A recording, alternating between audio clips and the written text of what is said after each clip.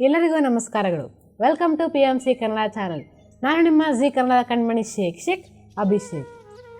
So friends, ಇವತ್ತು ನಾನು ನಿಮಗೆ ಒಬ್ಬ ಭಿಕ್ಷುಕನ ಒಂದು ಸಣ್ಣ ಕಥೆಯನ್ನು ಹೇಳೋಕ್ಕೆ ಇಷ್ಟಪಡ್ತೀನಿ. ಒಂದು ಊರಿನಲ್ಲಿ ಒಬ್ಬ ಭಿಕ್ಷುಕ ವಾಸವಾಗಿರ್ತಾನೆ. ಆ ಭಿಕ್ಷುಕ ಭಿಕ್ಷೆ ಬೇಡಿಕೊಂಡೇ ಅವನ ಜೀವನವನ್ನು ಸಾಗಿಸ್ತಾ ಇರ್ತಾನೆ. ಹೀಗೆ ಅವನು ಪಕ್ಕದ ಊರಿಗೆ ಭಿಕ್ಷೆ ಬೇಡೋದಕ್ಕೆ ಹೋಗೋಣ ಅಂತ ಬೆಳಗಿನ ಜಾವ ಕತ್ಲೆ ಇರೋದ್ರಿಂದ ಅವನು ಹೊರಟಿರ್ತಾನೆ. ಕತ್ಲೆ ಇರೋದ್ರಿಂದ ಅವನಿಗೆ ಅಲ್ಲಿ ಜಾಗದಲ್ಲಿ ಏನು ಕಾಣಿಸ್ತಾ ಇರಲ್ಲ. ಹೀಗೆ ಅವನು ನಡ್ಕೊಂಡು ಹೋಗ್ಬೇಕಾದ್ರೆ ಅವನ ದಾರಿಯಲ್ಲಿ ಒಂದು ದೊಡ್ಡ ನದಿ ಸಿಗುತ್ತೆ. ಆ ನದಿ ಬಹಳ ರಭಸವಾಗಿ ಹರ್ಕೊಂಡು ಹೋಗ್ತಾ ಇರುತ್ತೆ. ಹೀಗೆ ಕತ್ತಲಿರೋ ಕಾರಣದಿಂದ ಅವನು ನಡ್ಕೊಂಡು ಹೋಗ್ತಾ ಇರ್ತಾನೆ. ಹೀಗೆ ನದಿಯ ದಂಡೆ ಮೇಲೆ ಅವನ ಕಾಲಿಗೆ ಯಾವುದೋ ಒಂದು ಕಲ್ಲಿನ ಚೀಲದ ಮೇಲೆ ಆ ಒಂದು ಕಾಲನ್ನು ಇಟ್ಟ ಹಾಗೆ ಅವನಿಗೆ ಸ್ಪರ್ಶವಾಗುತ್ತೆ. ಹೀಗೆ ಅವನು ಆ ಚೀಲವನ್ನು ತಗೊಂಡು ಅಲ್ಲೇ ಆ ನದಿಯ ಪಕ್ಕದಲ್ಲೇ ಇರುವ ಒಂದು ನದಿಯ ದಂಡೆ ಹತ್ರ ಕುತ್ಕೊಂಡ್ಬಿಟ್ಟು ಇನ್ನೂ ಬಹಳ ಸಮಯ ಇದೆ ಅಂತ ಅವನು ತನ್ನ ಸಮಯವನ್ನು ಕಳೆಯೋದಕ್ಕೆ ಆ ಚೀಲದಲ್ಲಿದ್ದ ಕಲ್ಲುಗಳನ್ನು ಒಂದೊಂದಾಗಿ ನದಿಗೆ ಎಸಿತಾ ಇರ್ತಾನೆ. ಹೀಗೆ ಆ ಕಲ್ಲುಗಳನ್ನು ನದಿಗೆ ಎಸಿತಾ ತನ್ನ ಸಮಯವನ್ನು ಕಳೀತಾ ಇರ್ತಾನೆ.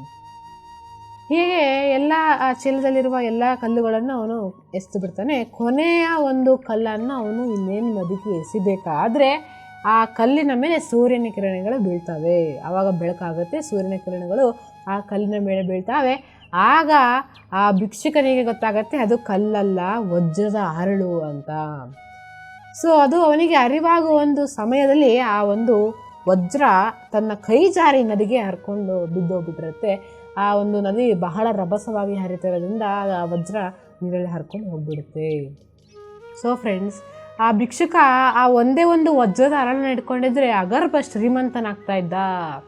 ಹಾಗಾಗಿ ನಮ್ಮ ಜೀವನದಲ್ಲೂ ಸಹ ಆ ವಜ್ರದ ಅರಳಿಗಿನ ಬಹಳ ಅಮೂಲ್ಯವಾದದ್ದು ಒಂದಿದೆ. ಅದು ಏನಂತಂದರೆ ಸಮಯ. ಸೊ ಫ್ರೆಂಡ್ಸ್, ನಾವು ಸಮಯವನ್ನು ಒಳ್ಳೆಯ ರೀತಿಯಲ್ಲಿ ಉಪಯೋಗಿಸ್ಕೊಳ್ಬೇಕು. ಸಮಯಕ್ಕೆ ನಾವು ಬೆಲೆ ಕೊಡಬೇಕು. ಸಮಯ ಹೋದರೆ ಮತ್ತೆ ಬರೋದಿಲ್ಲ. ಹೇಗೆ ಆ ಕಲ್ಲು ನದಿಗೆ ಹೋಗಿ ಹರ್ಕೊಂಡು ಹೋಗ್ತಾ ಇತ್ತು, ಹಾಗೆ ಸಮಯವೂ ಸಹ ಹೋದ ತಕ್ಷಣ ಮತ್ತೆ ವಾಪಸ್ ಬರೋದಿಲ್ಲ. ಹಾಗಾಗಿ ಎಲ್ಲ ಮುಗ್ದೋದ್ಮೇಲೆ ಏನೂ ಮಾಡೋಕ್ಕಾಗಲ್ಲ ಅಂತ ಕೂತ್ಕೋಬಾರ್ದು.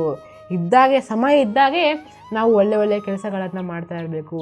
ಸೊ ಫ್ರೆಂಡ್ಸ್, ಹಾಗೆ ನಾವು ಆ ಒಂದು ಸಮಯ ಅನ್ನೋ ವಜ್ರವನ್ನು ಇಟ್ಕೊಂಡು ಆಧ್ಯಾತ್ಮಿಕದಲ್ಲಿ ಶ್ರೀಮಂತರಾಗಬೇಕು. ಹೇಗೆ ಧ್ಯಾನ ಮಾಡೋದ್ರಿಂದ, ಸಜ್ಜನ ಸಾಂಗತ್ಯ ಮಾಡೋದ್ರಿಂದ, ಪುಸ್ತಕಗಳನ್ನು ಓದೋದ್ರಿಂದ, ಒಳ್ಳೆ ಜ್ಞಾನಗಳನ್ನು ತಿಳ್ಕೊಳ್ಳೋದ್ರಿಂದ ನಾವು ಆಧ್ಯಾತ್ಮಿಕದಲ್ಲಿ ಶ್ರೀಮಂತರಾಗಬೇಕು. ಸೊ ಫ್ರೆಂಡ್ಸ್, ನಮ್ಮ ಪತ್ರಿಜಿಯವರು ಯಾವಾಗಲೂ ಹೇಳ್ತಾ ಇದ್ರು, ಸಾಧಕರು ಯಾವಾಗಲೂ ಸಮಯ ವ್ಯರ್ಥ ಮಾಡೋದಿಲ್ಲ.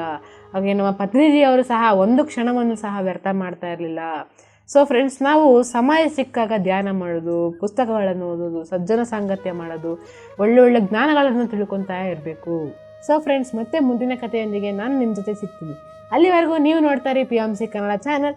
ಲೈಕ್ ಮಾಡಿ, ಶೇರ್ ಮಾಡಿ, ಸಬ್ಸ್ಕ್ರೈಬ್ ಮಾಡಿ ಮತ್ತು ಮಾಡಿಸಿ. ಧನ್ಯವಾದಗಳು. PMC ಕನ್ನಡ ಚಾನೆಲ್ ಅನ್ನು ಲೈಕ್ ಮಾಡಿ, ಶೇರ್ ಮಾಡಿ, ಸಬ್ಸ್ಕ್ರೈಬ್ ಮಾಡಿ ಮತ್ತು ಮಾಡಿಸಿ. ಎಲ್ಲರಿಗೂ ಧನ್ಯವಾದಗಳು.